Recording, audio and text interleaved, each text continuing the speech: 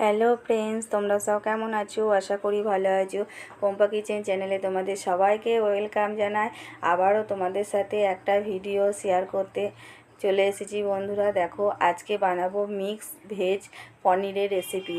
তো দেখো, 250 গ্রাম পনির নিয়ে নিয়েছি। পনিরগুলোকে একটা থালার মধ্যে নিয়ে ছোট ছোট করে ছুরির সাহায্যে কেটে নিচ্ছি পনিরগুলোকে। দেখো, চৌকো করে। তো বন্ধুরা, ছোট ছোট করে কাটলে তরকারির ঝোল ঢুকলে পনিরের ভেতরে খুব টেস্ট আসে। পনিরটা খেতে খুব সুস্বাদু লাগে, তো খেতেও খুব টেস্ট হয়। তো বন্ধুরা দেখো, কেটে নিচ্ছি পনিরগুলো।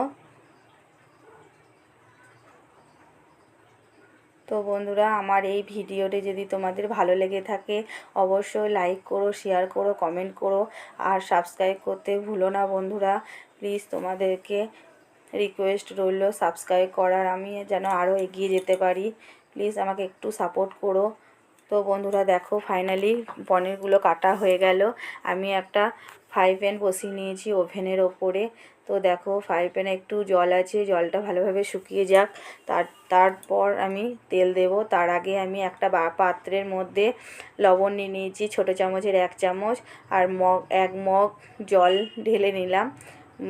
নুন আর জলটা আগে দিয়ে দিলাম একটা পাত্রের মধ্যে।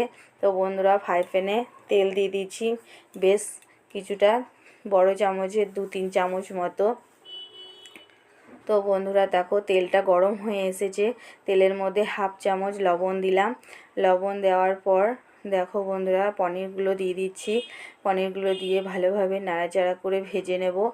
তো বন্ধুরা দেখো, হালকাভাবে দিতে হবে পনিরগুলো, নইলে ভেঙে যেতে পারে।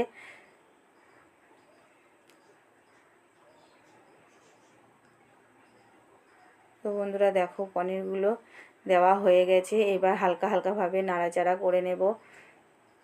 বেশি জোরে নাড়াচাড়া করতে গেলে দেখো ভেঙে যাচ্ছে। কাঠের খুন্তি হলে ভালো হতো, তো আছে, আমি এটাতেই ট্রাই করলাম। দেখো বন্ধুরা, হালকা হালকা লাল লাল হয়ে এসেছে পনিরগুলো।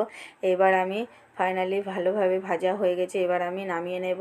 ওই নুন জল দেওয়া আছে, ওই জলের মধ্যে দিয়ে দেব।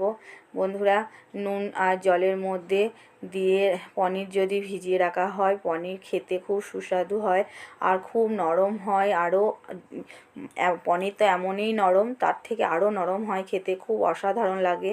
তো বন্ধুরা, ফ্রাই প্যানে একটু তেল ছিল, ওই তেলের মধ্যে আমি আবারও আলুগুলো দিয়ে ভালো করে ভেজে নেব নাড়াচাড়া করে। তো বন্ধুরা, ছোট ছোট করে ডুমো ডুমো করে আলু কেটে নিয়েছি। আলুগুলো ভাজা হয়ে গেলে একটা পাত্রের মধ্যে ঢেলে নিলাম। দেখো বন্ধুরা, আর কিছুটা আলু আছে, সেইগুলো ঢেলে নিয়েছি। ফ্রাই প্যানটা ভালো করে পরিষ্কার করে নিলাম। আবারও একটু তেল দিয়ে দিলাম। তেল দেওয়ার পর দেখো, ছোটো কাঁচের বাটিতে 1 বাটি মটরশুঁটি ছাড়িয়ে রেখেছিলাম, আর একটা বড় সাইজের গাজর আর 2-4টে ধনেপাতা দিয়ে ভালোভাবে নাড়াচাড়া করে ভেজে নেব। দেখো বন্ধুরা, এগুলো না ভাজলে খেতে ভালো লাগে না, অতটা টেস্ট হবে না রেসিপিটি। তো তোমরা বাড়িতে এইভাবে ট্রাই করো, দেখো অবশ্যই ভালো হবে। নিরামিষের দিনে তো দারুণ লাগে খেতে। তো বন্ধুরা দেখো, নাড়াচাড়া করে নিচ্ছি ভালোভাবে। দেখো, প্রায় নাড়াচাড়া করে ভাজা হয়ে গেছে।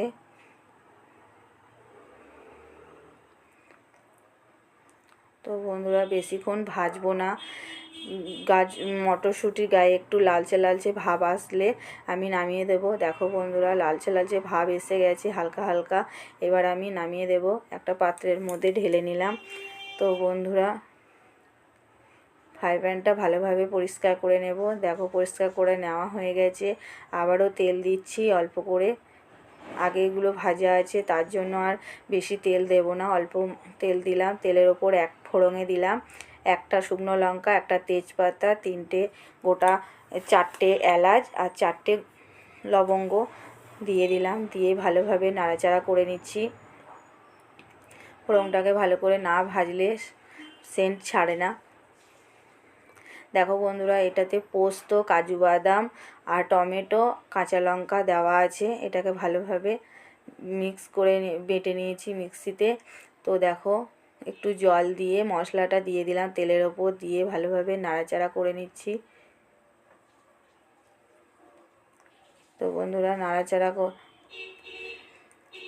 বেশিক্ষণ নাড়বো না, এর মধ্যে কোনো হলুদ অ্যাড করব না। তো বন্ধুরা ছোট প্যাকেটে জিরে 1 প্যাকেট দিয়ে দিলাম। দেখো বন্ধুরা জিরের গুঁড়োটা দিয়ে ভালোভাবে নাড়াচাড়া করে নিচ্ছি। দেখো বন্ধুরা তেল ছেড়ে দিয়েছে মশলা থেকে। এবার যে মশলার যে জলটা ছিল সেই জলটা দিয়ে দিলাম, দিয়ে আবারও ফের ভালোভাবে নাড়াচাড়া করে নেব, মশলাটাকে ভালো করে কষিয়ে নেব। তো বন্ধুরা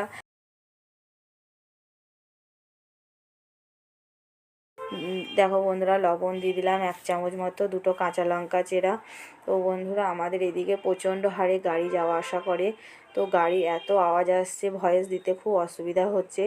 তো কিছু মনে করো না, মাইন্ড করো না বন্ধুরা, তোমরা একটু ক্ষমা করে দিও আর দেখে নিও, পুরো ভিডিওটা দেখো। তো বন্ধুরা দেখো গাজর মটরশুঁটি আলু যে ভেজে রেখেছি, ভাজাগুলো ভালোভাবে নাড়াচাড়া মশলার ওপর দিয়ে নাড়াচাড়া করে নেব। তো দেখো বন্ধুরা ভালোভাবে নাড়াচাড়া করে নিচ্ছি মশলার সঙ্গে। এই রেসিপিটির মধ্যে আর একটা জিনিস দেওয়া ছিল, সেটা আমার দেওয়া হয়নি। তো বন্ধুরা খেতে খুব একটা খারাপ হয়নি, ভালোই হয়েছিল। তো বন্ধুরা সেটা হলো টক দই। তো বন্ধুরা পনির যে ভিজানো ছিল নুন জল, সেই নুন জলটা আমি দিয়ে দিলাম। দেখো বন্ধুরা ফুটে ওঠার আগেই আমি পনিরগুলো দিয়ে দিচ্ছি, দিয়ে একটা একটা করে দিয়ে দিচ্ছি পনিরগুলো।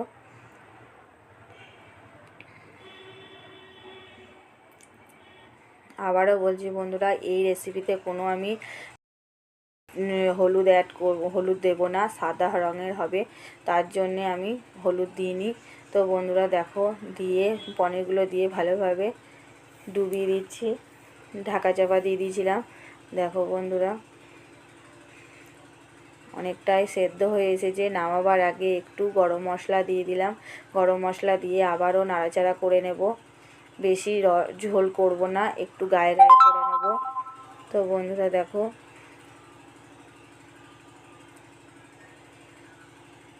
ধনেপাতা কুচি ওপর থেকে ছড়িয়ে দিলাম।